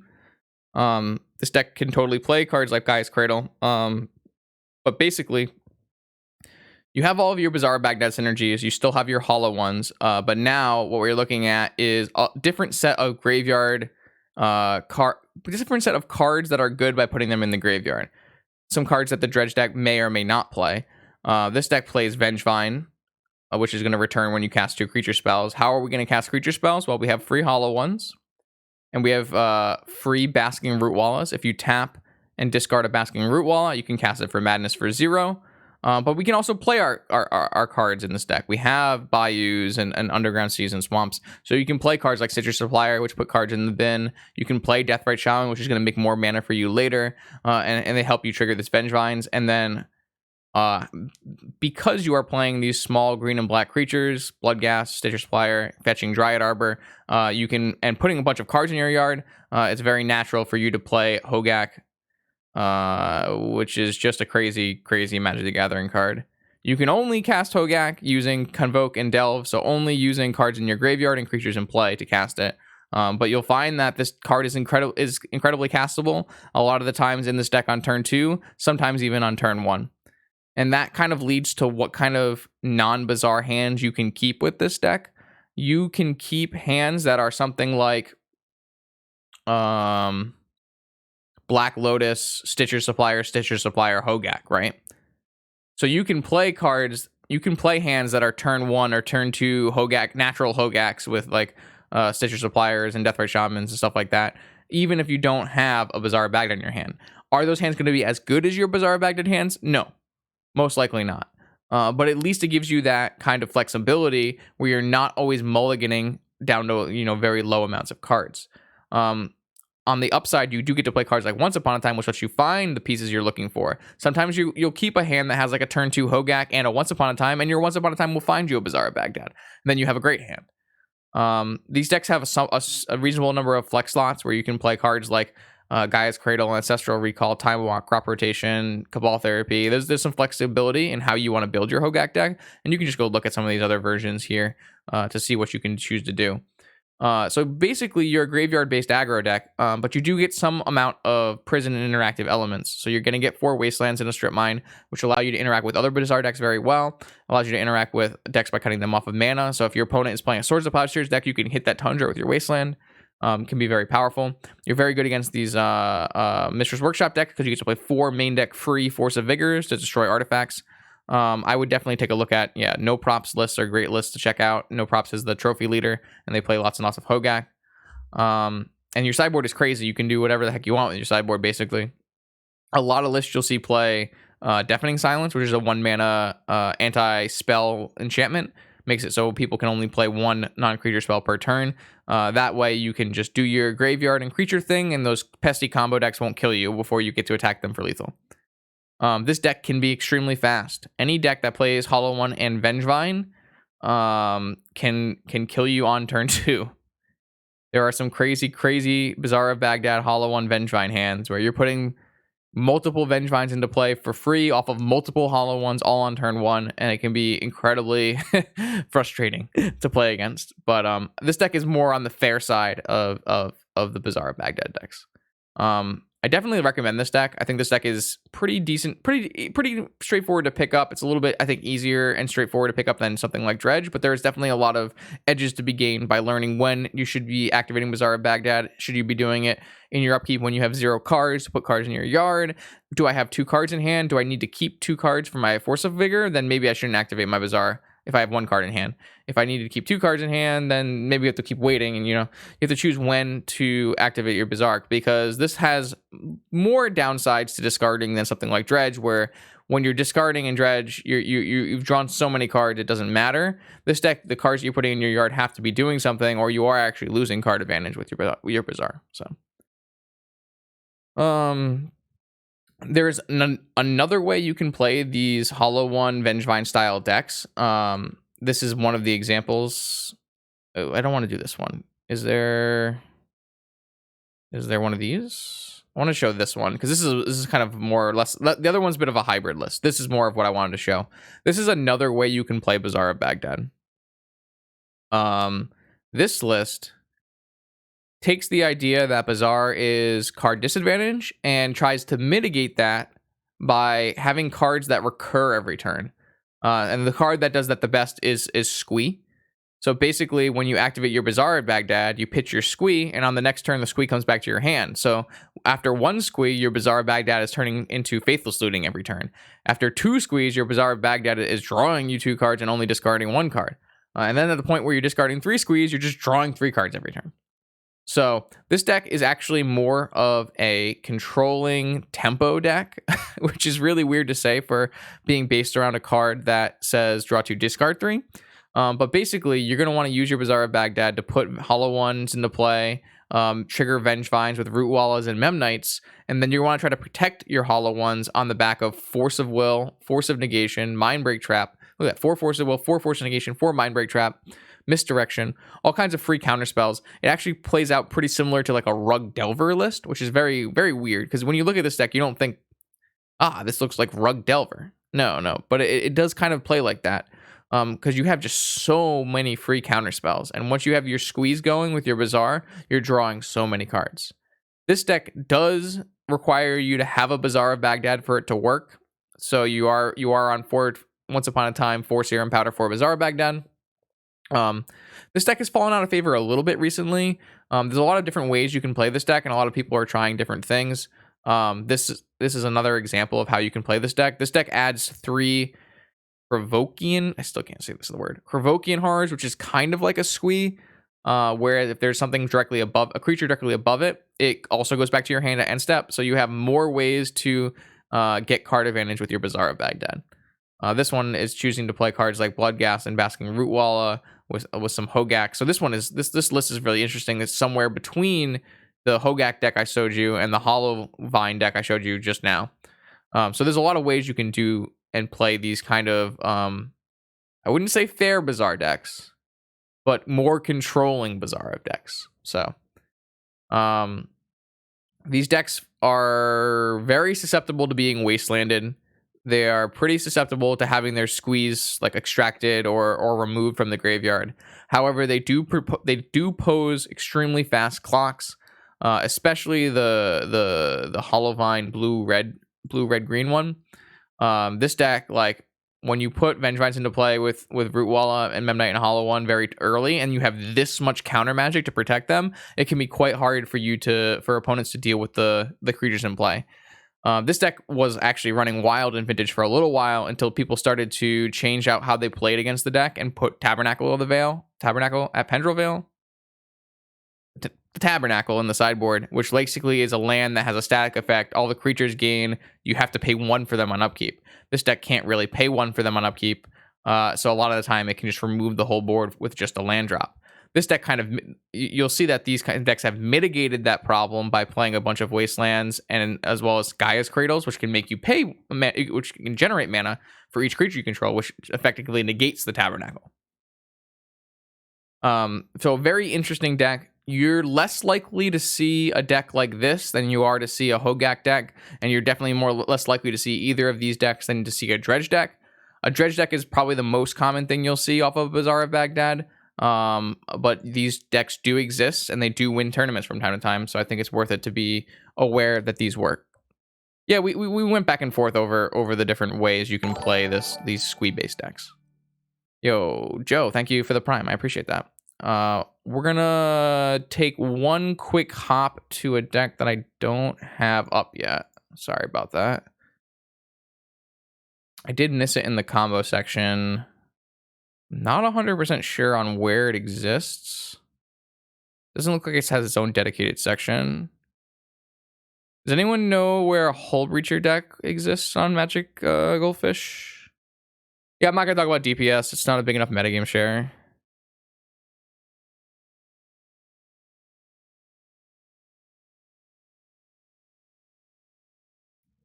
Hullbreacher. Tinker deck. I guess I'll have to search for it. Tinker. I am active. Big fact. And you're also act powerful.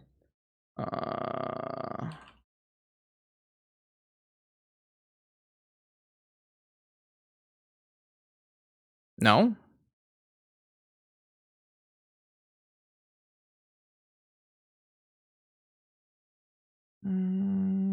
This is probably fine. All right, yeah, this is kind of what I want to go over. So these decks are fairly common right now. This deck falls in the combo category, but obviously I missed it when I didn't have it open. So this is what you would consider a big blue or Hullbreacher style deck. Basically, you're playing a... Well, this is not exactly how I would build it. What's this one look like? This looks a little bit more like what I want to show you. This deck is operating out of a large number of artifact mana, including Mana Crypt and Soul Ring, to support a Tinker Bolas Citadel package. We went over Tinker Bolas Citadel in the Paradoxical Outcome section. It's an extremely powerful interaction in Vintage. It's basically just a one-card combo. Obviously, Tinker, you need an artifact, but you're always playing artifact mana. So it's basically you find your Tinker and you win the game. Instead of playing Mox Opals and Paradoxical Outcomes in their Tinker shell, some players are choosing to play Hullbreacher and draw 7s. So Hullbreacher is a new card from, I don't know, Commander Legends or something? Someone can correct me if I'm wrong. But basically, it's a flash Merfolk Pirate where it does have that kind of Narset effect where players can't draw multiple cards or can't draw more cards than they would normally. And but instead of stopping them from drawing a card, you also get a treasure token, which is an artifact that lets you sack and make mana of any color. So what it does is it combos Hullbreacher with fast mana like Mana Crypt and Soul Ring to play a Hullbreacher and then play a Wheel of Fortune or a Time Twister. Cards that say draw 7. Both players draw 7. And if both players are drawing 7, but one player can't draw 7, it means you're drawing 7 and making 7 treasures, which can be pretty powerful. It can be pretty powerful. It's obviously, it's just a 3/2. It's a blue creature, so it's going to die to Lightning Bolt and Pyroblast. But the sheer power level of an interaction of Time Twister, Wheel of Fortune with Hullbreacher, or Time Twister, Wheel of Fortune with Narset, who is restricted, that's enough to incentivize this kind of style of deck building. So these decks are, I guess the closest thing these decks are to is a PO deck, but instead of playing the vulnerable elements of PO, which are Mox Opal, and Paradoxical Outcome, they are playing these Twister effects. Oh yeah, I guess that's true. You also get rid of your opponent's entire hand. So there's an additional layer on that. Now, the downside of this kind of deck is that your Time Twisters and your Wheel of Fortunes are very polarizing cards. Your Wheel of Fortune, when you're with a Hullbreacher, is obviously a game-winning play. But your Wheel of Fortune without a Hullbreacher can sometimes be a game-losing play. When you're giving your opponent a fresh set of cards, and in a format where many people are playing Force of Will, Force of Negation, Mindbreak Traps, all these kinds of interactive spells, you can very easily draw a worse hand than your opponent and that will just set you in a losing position. So you do have some of the vulnerability and variance of PO in this type of Hullbreacher twist combo, but you also have some pretty high upside of if your opponent doesn't actually have an answer for Hullbreacher, they can't like draw cards off of preordains and find an answer. So it goes a little bit here and a little bit there. But it's a very powerful deck. It's a very similar feeling to PO where you're doing powerful Moxen things with Bolas' Citadel and Tinker. You get to play some cool cards sometimes in your flex slots like Urza, which really lets you utilize those treasures from your Hullbreacher. And you're still playing all these powerful blue cards that aren't that you'll see in other decks. So you could still choose to play Preordains. You could also choose to play Night's Whisper. You're playing your different tutor effects. You're playing Pyroblast. So it's a very similar deck to what you saw in. It's almost like if you smushed this Jeskai deck and this PO deck together, and you cut PO from the deck. It's something to be aware of. It's a little hard to tell how well their decks have been doing because they get kind of siphoned into the flow of things. They're not always their unique archetype, but they are prevalent enough in the metagame that you should be aware they exist. I don't think they're super strong. I have a video on my channel where I play Rug Hullbreacher deck the very first week it came out to a top 8. And Hullbreacher was definitely the worst card in that deck for me. But it's the experience varies from player to player. I have a couple players in the Discord who swear by this. They say it's a very powerful deck. Say Hullbreacher is very strong. So you can, if this sounds like something you want to do, you want to play a Tinker Citadel deck, you want to cast Wheel of Fortune and Time Twister with Narset and Hullbreacher, I definitely recommend trying it. It's definitely a fun ride, and it can definitely be strong enough. The cards you're playing in this deck are not so dissimilar from other decks that you're getting a huge disadvantage by going into this this kind of flexibility. You'll notice that's pretty similar across most blue decks in Vintage. Most blue decks in Vintage are playing the same set of cards because all the powerful blue cards and black cards and red cards are all restricted, and you know what they are. You know that Vampiric Tutor, Demonic Tutor, Time Walk, Time Twister, Tinker, Yogwill, Delve Spells. You know these cards are all going to good, and they all should go in your deck. It's just like what you play with your last 15 or so cards. It depends on how, basically it defines what your deck is about, right? If you took 15 cards out of this deck and you took 15 cards out of the Jeskai deck, which were in the flex slots, you'll actually end up with pretty much the same shell. So you're going to have a lot of overlap when you're playing blue decks in Vintage. Yo, Jarvis, thank you for the raid as well. Welcome everyone from Jarvis's channel.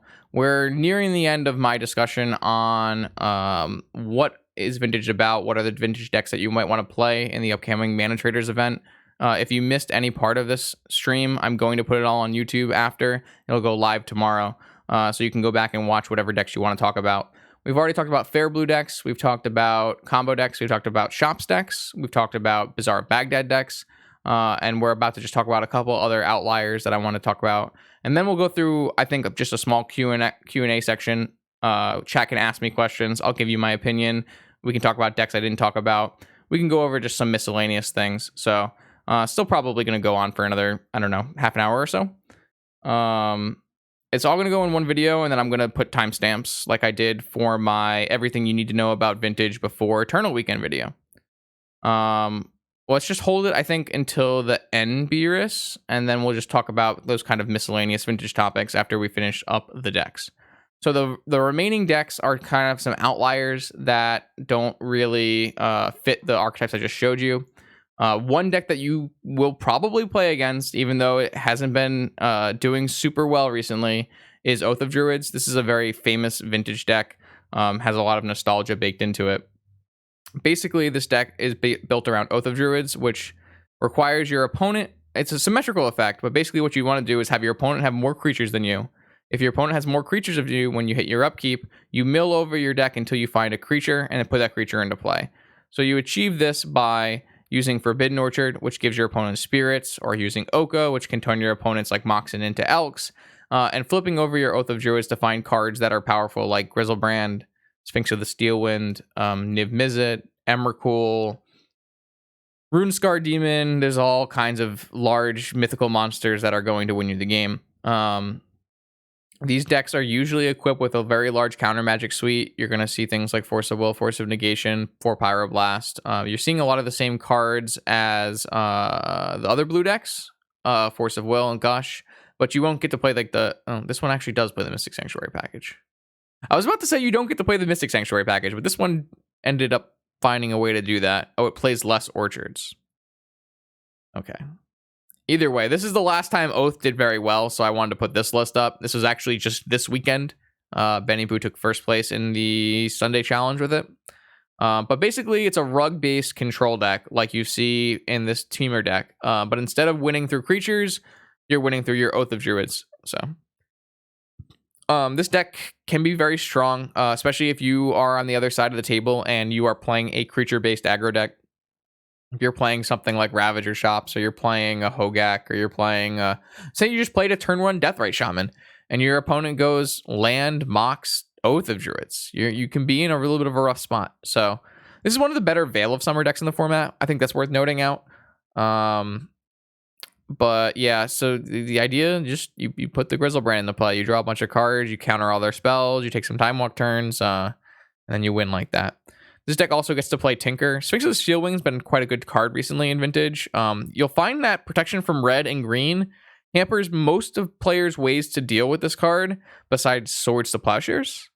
This card's not a legendary, so it can't be bounced by Karakas. So Sphinx of Steel Wing's actually been a pretty strong card, and being able to Tinker for it is an extra upside. So not only does your Oath of Druids hit your Grizzlebrand or your Sphinx, you can also just Tinker for your Sphinx, which is really nice. You can also get some powerful cards in your sideboard. Sometimes you want to Oath into a Blazing Archon. A lot of decks are not going to attack the creatures that you put into play. They'll try to stop your Oath from going off by either countering your Oath, killing your Oath, or putting like a Grafdigger's Cage in play. So most of the time people are not really, unless they're a Swords of Plowshares deck, they're not really interacting with the creatures. They're more interacting with the Oath of Druids itself. Even though the control decks can play Swords of Plowshares against the creatures, there still are there's still 7 to 9 planeswalkers in this deck. So you still are a rug deck that can win just by playing Oko and protecting it. Obviously, I said earlier, Oko is not as powerful in Vintage because it dies to Pyroblast, and everyone is playing 3 to 4 main deck Pyroblast in their blue decks. But Oko is obviously still well, probably one of, if not one of the most powerful planeswalker of all time. So it still does a lot of work, especially when you're interacting with other druids. So, Sanctimass Wise Volkey, less common. Mostly Collector Roof and Force of Vigor. It's just not as strong versus those kind of cards that were printed. So you're not going to see a ton of both players in a tournament. You might see, I don't know, 1 to 5 in a 100-player tournament, depending on the day, maybe 5. But it's still something that you'll definitely see in leagues or in tournament series. So definitely worth noting what is going on with the Oath of Druids deck. And then there's this list. And this list is not a huge list right now, but it is picking up a lot of steam, and Killer SUV has been doing really well with it. And I just want to point it out because Archon of Emeria is an extremely powerful card. It interacts with the format in a lot of very powerful ways. Almost everyone wants to play more than one spell a turn, and the people who do not want their lands to come into play tapped. So finding a shell where Archon of Emeria is good has been something that I've been keeping my eye on, and it looks like Killer has kind of found a pretty reasonable one. This is basically an aggro deck that has Force of Wills in it. It's like Counter Cat.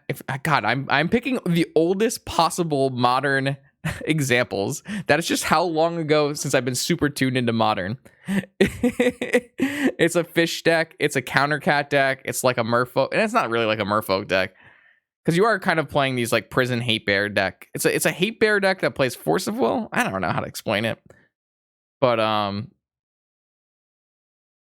yeah, I think people should be aware that this deck exists because this deck can pose a lot of the decks we've already talked about huge problems. You never played Counter Cat? Am I the only one? Bant Spirits is a pretty good example.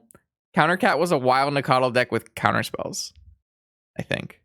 God, I can't even remember.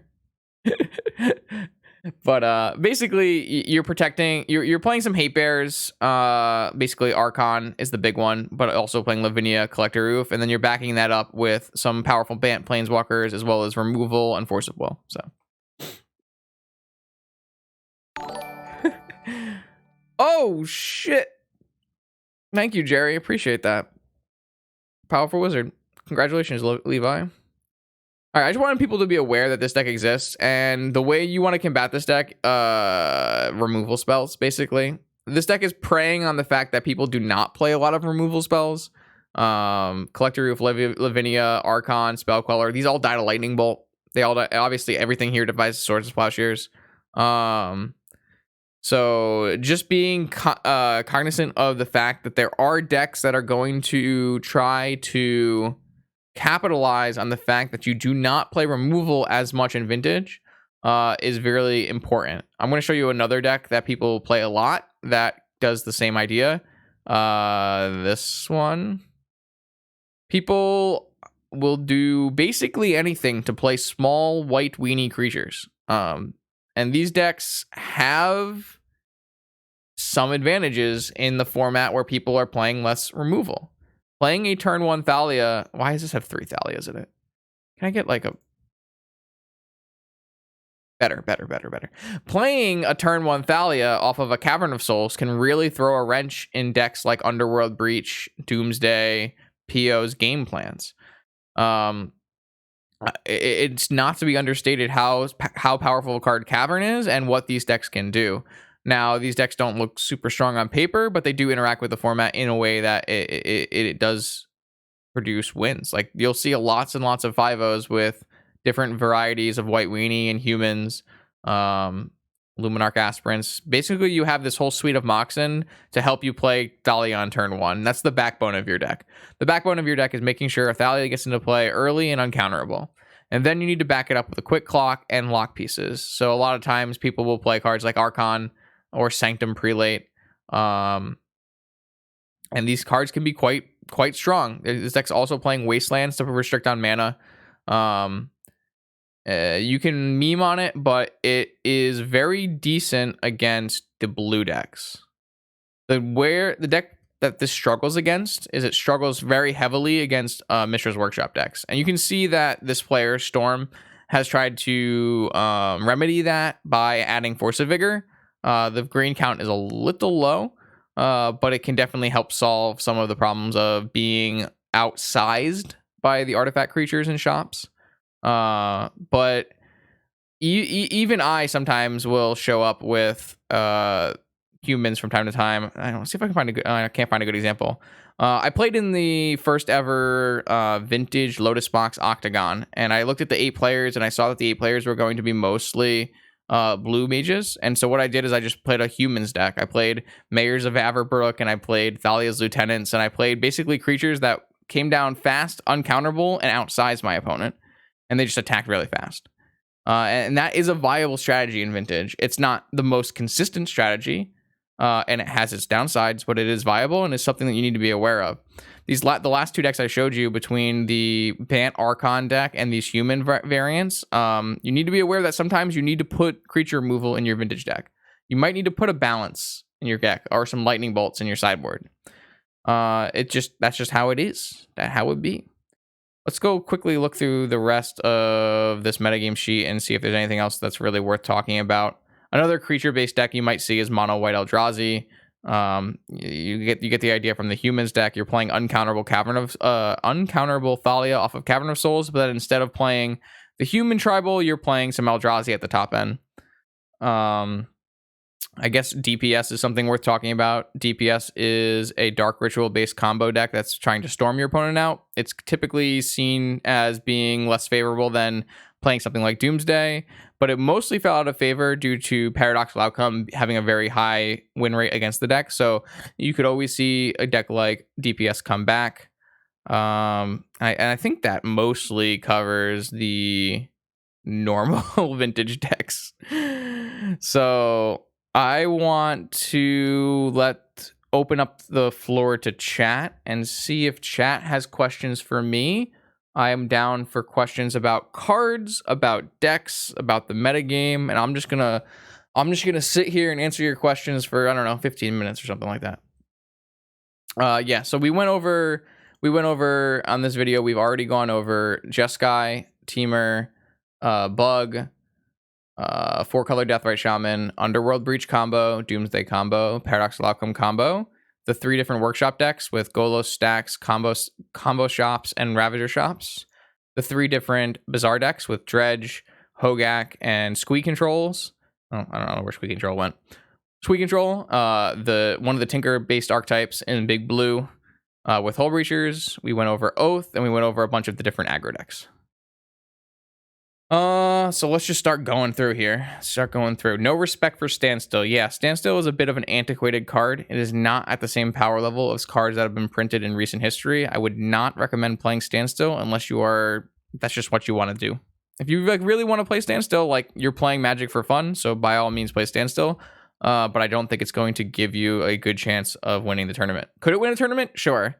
If you want to play Standstill, I highly recommend asking Wizards of the Coast to unban Luris. That would help you a lot. Lift asks, how am I? I'm doing okay. First Monday back at work from a nice break has been rough, but we're chilling, having a beer and talking about vintage, so not bad. Levi asks, is the Pullman deck playable? By the Pullman deck, I believe Levi is talking about turbo depths, mono green depths. I think the deck is certainly playable. There's a recent list from Dom Harvey you could take a look at. It's worth thinking around with. I think it's not my style of deck, but I think 4 main deck Pithing Needle is actually not a bad place to be right now in the vintage meta game, so it could be good.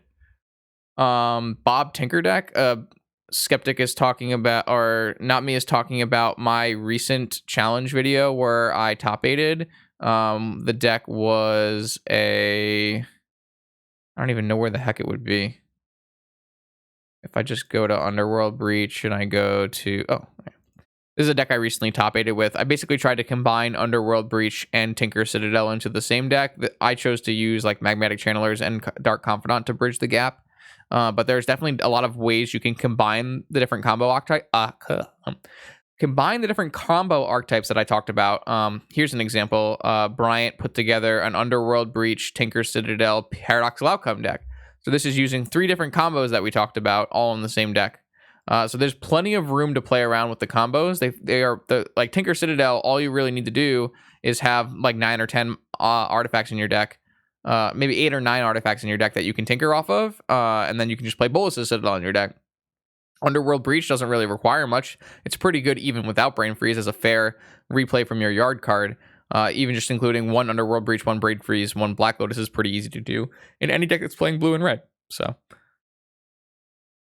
is Dredge the best deck still? Dredge is definitely one of the best decks. Dredge has got an extremely high win rate.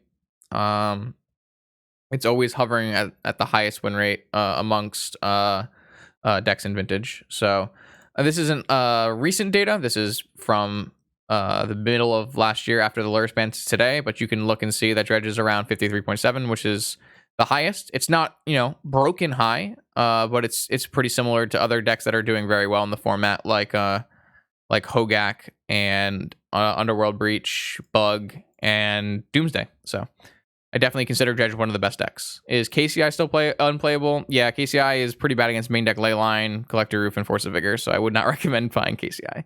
Is Wasteland good in Vintage? Yes, Wasteland is incredibly good in Vintage right now, and something you should be very aware of when you are playing matches.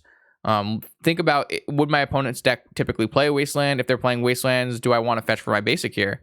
Sometimes against Bug, it's bad to fetch for your basic because then you can't get your basic off an Assassin's Trophy. The dynamic between basics and Wastelands in Vintage is very, very important and very, very pronounced right now. Even amongst the recent years of Vintage, I think Wasteland is very, very widely played and very impactful. Blood Moon is typically not played very much because lots of people play Moxen, and Moxen allow you to get around the detriment of Blood Moon. Goblins is a deck that's spiked up recently. Dom Harvey created a combo Goblins list, and then Goblin Lackey has been putting up pretty good results, as well as some other players in the Discord. So if you're interested in like a combo aggro deck, maybe check out the Goblins list that have been posted. I think a couple of them have been posted recently. I definitely think I played Goblins to a pretty reasonable finish in some event, so you could check that out on my YouTube channel. I think the deck is really cool and really interesting, so I definitely don't have any qualms with someone who wants to try to play Goblins. Blue Red Sprite Dragon is definitely something you can do. We talked about how all the blue shells are very similar. So you could totally choose to, instead of playing combo elements, put some Sprite Dragons in and try to play like an aggro control deck. You could even put some Sprite Dragons in your combo deck.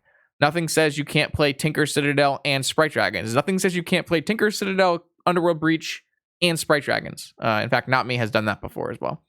So Sprite Dragon is a very powerful card. My biggest qualm with Sprite Dragon is it dies to Pyroblast, which is a 4 of in a lot of blue decks, so I don't really like it as your threat. I try to make my threats non-blue whenever possible, just to play around Pyroblast. Someone asked about green-white Fastbon or Crabs. I think both of those decks are going to typically give you a lower win rate than other decks. They're fun experiments, but I don't think they are the best choices. What deck am I excited about? I'm excited about playing around with my Tinker Breach Humans hybrid deck. I think that deck is pretty interesting. Maybe I end up just playing a Tinker Breach deck, but I think it's pretty likely that I'm going to try to play something with Tinker in it, because I think Tinker Bolas Citadel is like just the most powerful interaction in Vintage. Maybe not more powerful than Bazaar activating, but it's up there. Love Shack that's the crab deck. Not really that good, no. Replaying Ancestrals is great for sure. With so many decks leaning heavily in the yard, would main deck Leyline of the Void be crazy? No. It's something that lots of players are doing. It's something that I've done super recently. We talked about this deck. I think this deck is the two best main deck Leyline decks are, one, you play Dredge with main deck Leyline, which I think is probably the best main deck Leyline deck. Two, you could play different Shops variants with Leyline. I particularly liked this combo Shops deck with Leyline Helm. I played it, like I said, I played this in the Vintage Season 3 Showcase qualifier, and I thought it was a fantastic deck. Great choice for the metagame. I think main deck Leyline is very good with a lot of decks playing off the graveyard. Start brewing with Ren, Fastbon, Crop Rotation Arcanist. It's something you could definitely check out.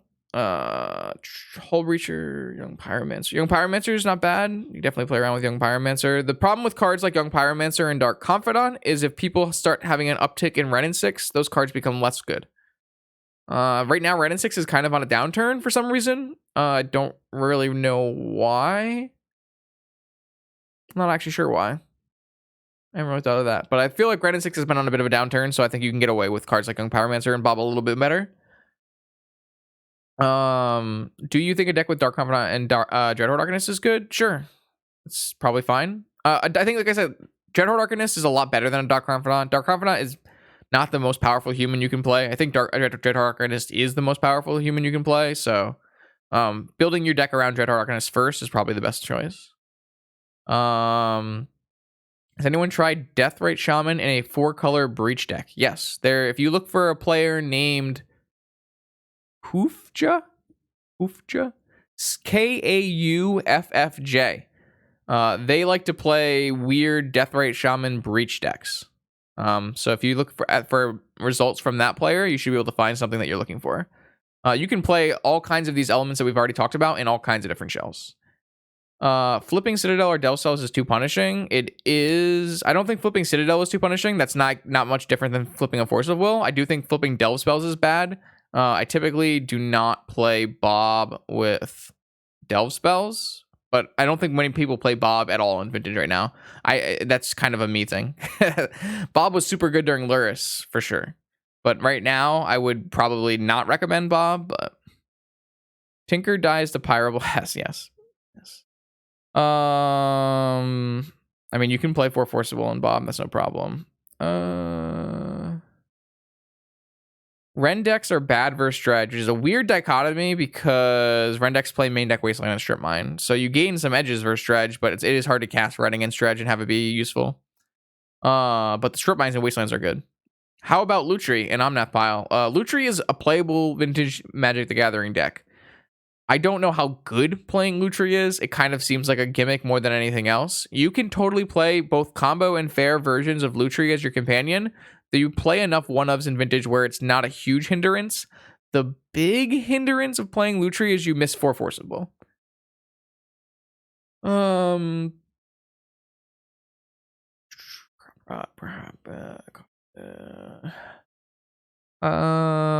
Yeah, you don't want to really play like cards like Utopia Sprawl in vintage because you get Wasteland and Strip Mind a lot. Is Ren Glacial Chasm a lock versus Dredge? Not exactly, because Dredge decks play Wastelands.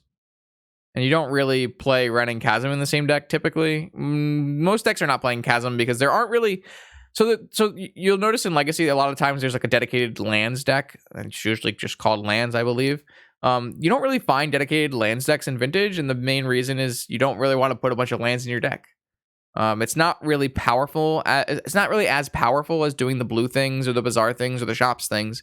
And so putting 30 lands in your deck is kind of just making your deck not very good. I can see Dig and Cruise in most Breach decks. Is it too much competition for Graveyard? It is a tension on the Graveyard, and I did mention that earlier. I don't think it's too much. I think the decks fare pretty well with playing the Delve spells, but it's a reason that you could play something like Tinker Bolas' Citadel instead of the Delve spells, right? Lighten up your load on your Graveyard. So it's something to consider. No gameplay tonight, Heestar. But if you ever wanted to see gameplay, my YouTube channel has like 17,000 matches. That's not true. That's actually a lie. It's 1,700 matches, but that's still a lot of matches. Sorry, I think I'm losing it. Tonight we're just talking about vintage, and then we have been talking about vintage for a little while now. I think a pretty fruitful discussion. I think we went over lots of different decks and lots of different questions. Let's see if there's any more questions in chat. Chat, you have any more questions about specific cards or specific decks? Yeah, the Loam engine in vintage is not as powerful as the blue engine or the Bazaar engine or anything like that. Mindbreak Trap, narrow hate card, or better than I think. I think Mindbreak Trap has applicability. Mindbreak Trap seems to be reasonable. Obviously, it's great versus all the combo decks that are trying to play multiple cards in a turn, but Mindbreak Trap can have its uses in counter battles versus fair decks. It's obviously at its worst against when you play against Bazaar decks, so you want to cut it there. But even Mindbreak Trap can have some uses on the draw against Mishra's Workshop decks where you can hit their powerful spell after they play Moxen. So I think it's not unreasonable to be playing a Mindbreak Trap or two in your fair decks if that's what you're trying to ask, Beerus. I would rather you didn't, so that I can do stupid Tinker combos, but that's just my personal preference. I just want to play more decks with Magmatic Channeler. I think that card's super interesting and super fun. I don't know exactly how good it is, but it's something that I'm actively trying out. Blue decks main decking 1 copy of Misdirection for Mirrors. That's probably fine. Like, you can do it. I just don't know if it's better than playing like a Force of Negation. That's my concern when you start getting a little too techy. I think you have so many options and access to forces right now. You can play up to 8 forces right now. Like, I don't really know if you need to get so techy.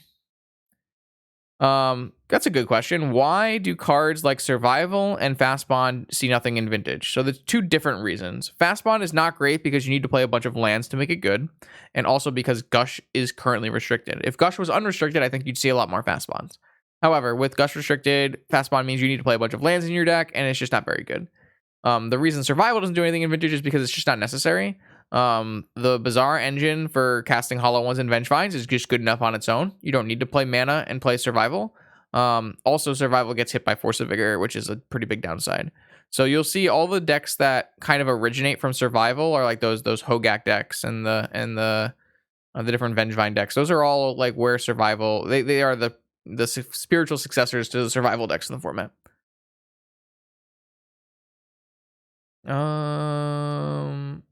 No. Kyle is asking about Archive Trap in the sideboard.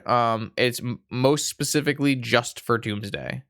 Decks that have a hard time beating Doomsday sometimes play cards like Archive Trap or Trick Bind or Nimble Obstructionist to just like have very specific answers to Doomsday. I don't really like building my sideboards like that because Doomsday is not a high enough metagame percentage where you should be doing that. But if your deck has a really hard time with those kind of matchups, it can be worth it, right? Historically, your Hogaak deck has a pretty hard time with Doomsday, and maybe having Archive Trap as just the answer is the play. So.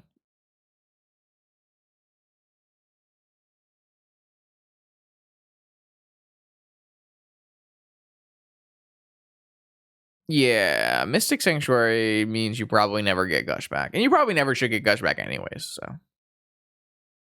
I think that's probably what I wanted to say. Excuse me. Would I take Time Vault out of this Star deck? What was Star deck? The Stax deck? I don't like Time Vault in these Stax decks because I'll show you my Stax list. Is it still here? Let me just show you the list that I played. I like my combo list to be as threat dense and redundant as possible. I guess threat dense is not exactly the right term because then you would want to put the Time Vault in play. As redundant as possible is more of what I'm trying to say. Oh, it's just not up here. Oh, this one works. Yeah. So this is my stacks list. Not my stacks list. This is not really Golos Stax. Golos Stax is more referring to the prison deck. This is more combo shops, is what I call it. I like the idea of having like 4 Golos, 4 Mazmir, 4 Helm, 4 Leyline. Like I like having all the 4 of your combo pieces. Not Dark Depths because you have 7. Because you have 4 Golos as well for your Dark Depths, but I want my pieces to be as redundant as possible, so I don't like adding like one random Time Vault to combo with Mirage Mirror. So.